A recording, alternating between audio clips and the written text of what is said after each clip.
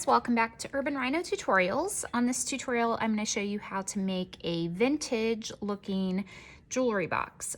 This could also serve as just a kind of like little memento box if you wanted, or something to put some keepsakes in. This one, if you're purchasing our kit on our website, this one opens up like this, and it has this kind of bronze hardware on it. So what we're gonna do to begin is we are going to use these little wood decorative corner pieces, and we're gonna glue them down in each corner on the top surface. And then we have this one to go in the middle. And in your kit, you should have four of these pieces in the center one, and a little tube of the E6000. If you prefer to use a hot glue gun instead, you can certainly use that as well. So when you put these corner pieces on, you want to pay attention to the fact that they are not symmetrical. So one side is a little bit longer than the other. So you want to put the longer side here on the longer side of the box. So what I'm going to do is just open my glue. If you have not used the glue yet, if this is the first time you're using it, you want to use the tip of the lid and poke a hole into that. And you just want to put, squeezing gently, a little bit of the glue, and you can kind of use the tip to kind of smear it around like that.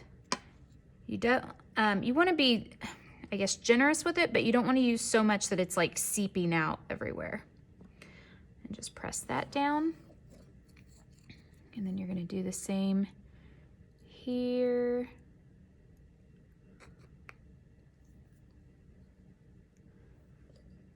And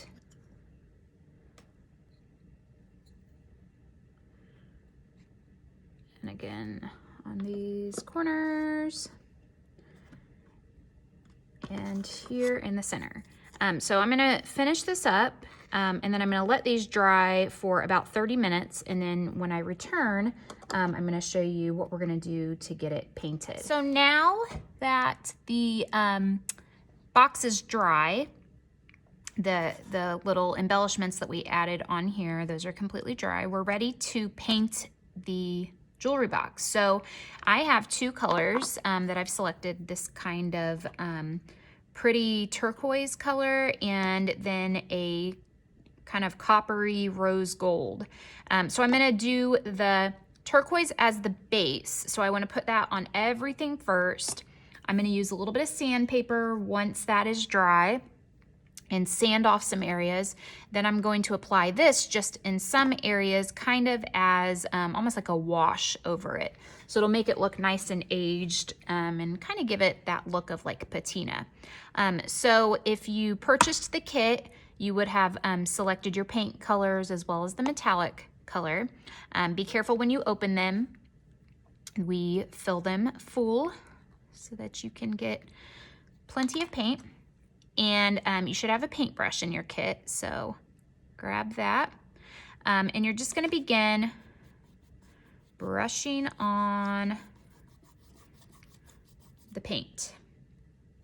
And you will notice the wood grain showing through. It's kind of your preference on whether you want it to show or if you want to completely coat it. My suggestion is that if you don't want to see the wood grain through, like how you're seeing there, that you put one thin coat on and then go back and put a second coat. Because I want it to look, again, kind of like aged, I actually am going to leave some of that wood grain kind of showing through. So I am going to paint every bit of this, even the little parts that we just added. And we do kind of a smaller brush for this, even though there are some big areas, but it allows you to get in to all of these little parts here. You definitely want to make sure that when you glued the little wood embellishment parts down, the decorative pieces here, that you really glued them and that they're secure before you start doing this. I mean, worst case scenario, if you're painting and one happens to pop off, you can always glue it back on once it's dry. So just to show you what I'm gonna do so you don't have to watch for 30 minutes as I paint all of this, I'm going to, when I get to, let me make sure there aren't any big globs before I stop for a second here. When you get to the hardware, you have some choices. You can tape it off, you can paint directly over it, or you can paint on it and then kind of wipe it off with a cloth afterwards. So let me show you here. If you want to paint over it, it's not going to really coat it well anyway because of the type of paint we're using, and we're not using enamel, and it's a smooth surface. So you can see if you wipe it, it's going to just come, you know, right off for the most part. I just stuck my finger in the thing.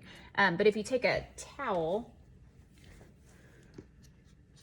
and kind of wipe it, so if you want to try to avoid the hardware and then go back after and kind of brush it off, you know, like that, you can. You can take some sandpaper to it after as well. I like it being on there and then wiping it off because it kind of dulls the hardware and makes it look older. So I'm going to finish painting all of it. Another thing to consider is whether or not you want to paint the inside or not. I'm not going to, but you certainly can. Just definitely make sure that you have let the outside dry first, or start with the inside and work your way to the outside before you begin working on the other part. So again, I'm gonna finish painting all this. I'll let it dry, and then I'm gonna show you how we'll come back, do some sanding, and then apply the second layer of the metallic paint. All right, so I have the box completely painted with my first color. And now what I want to do is I'm going to take, and actually let me backtrack. I think I neglected to mention that usually when you're painting, depending on you know, how your house is set up or your workspace, you may want to put something down underneath it. So my own kids in our art room, I always give them like scrap paper. I'm using just a piece of chipboard. You know, you might have a craft table that you don't mind getting messy, but just keep that in mind because you will get paint on whatever surface you're working on. Okay, so I'm gonna take, I have some fine grit sandpaper that that is included in the kit, and I'm just going to, you can cut it or tear it in half and fold it over. I think it's easiest to hold it kind of like this. And I'm going to sand, and obviously you want to wait till this is dry. I'm going to sand off some of the paint. And this is going to work well on these decorative wood pieces because they're raised.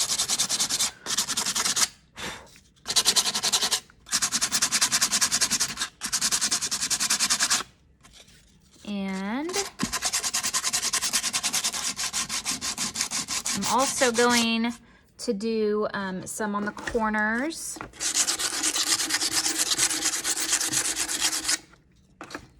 You can do this, you know, as much as you want.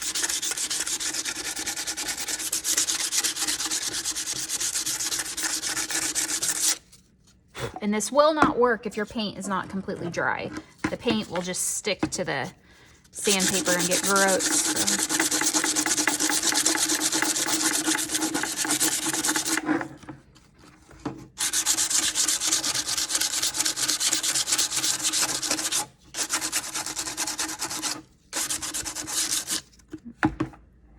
Okay, and just kind of dust it off, blow it off. And like I said, you know, you can do this as much as you want. If you want there to be a lot more of the grain showing through, you could certainly go through and sand it off of the area in there. But that is sufficient enough for me. I want to make sure that when I apply the metallic paint that I can really see the green still through. So that's more important to me. So I have this kind of coppery rose gold. I've washed out my paintbrush, even though it doesn't look like it, it just, the paint stains the bristles. So, and I'm going to dip it just a little, and I'm gonna kind of tap off the excess. And then what I'm gonna do is just lightly go over this. So I'm not trying to get a complete coat of this on here. I want it to look kind of like it's just kind of like touched by the color a little bit.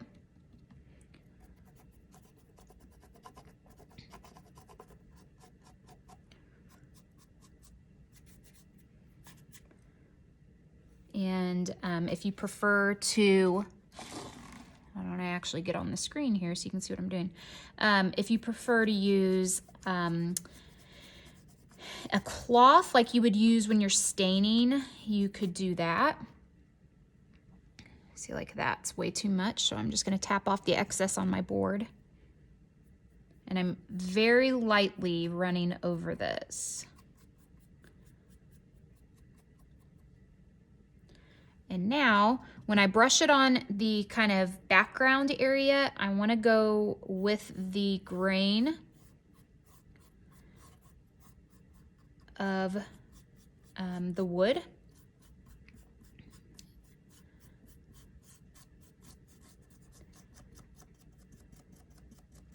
And this is something that once I get it all coated, I again will go back and once it's dry, use some sandpaper.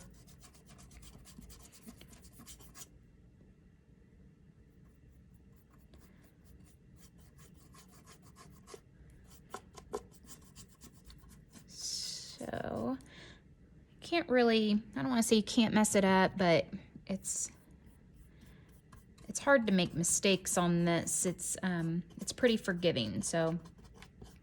You know, and if you feel like you get too much of your metallic color, you could either let it dry and sand some of it off, or you could go back in with your base color and apply some more of that as well. So I'm just constantly tapping out kind of the excess off my brush. I don't want a big glob of the metallic on here.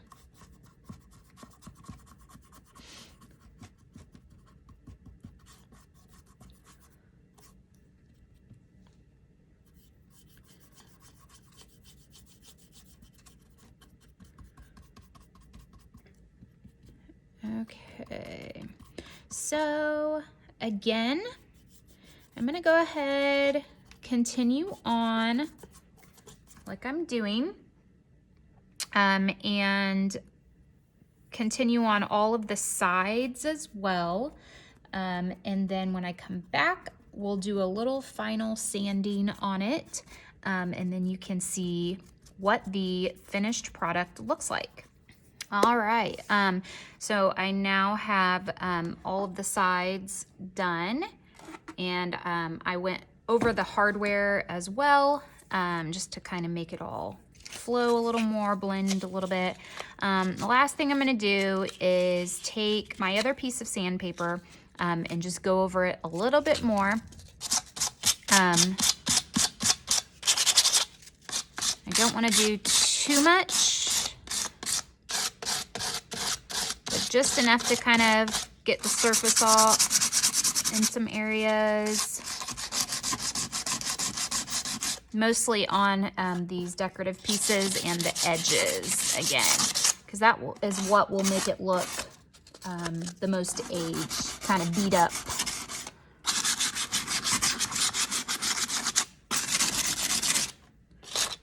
Okay. So I'd probably do a little bit more on the sides, but that should give you an idea there. So that is it. Pretty simple, a little more time consuming than some of our other crafts that we offer on our website. But again, if you're just watching this video on YouTube and haven't checked out our website, I'm going to include a link in the comments below. We offer jewelry making and arts and crafts kits for adults and kids, and both of them. So projects just like this, some that are shorter, some that are more time consuming, but by buying the kits, and obviously you'll get provided with the tutorial video, you generally save quite a bit of money instead of having to buy, you know, a whole bottle of paint, a whole package of brushes, a whole bag of beads, whatever it is. So make sure you check those out. And that is it for this tutorial. Thanks for watching, guys.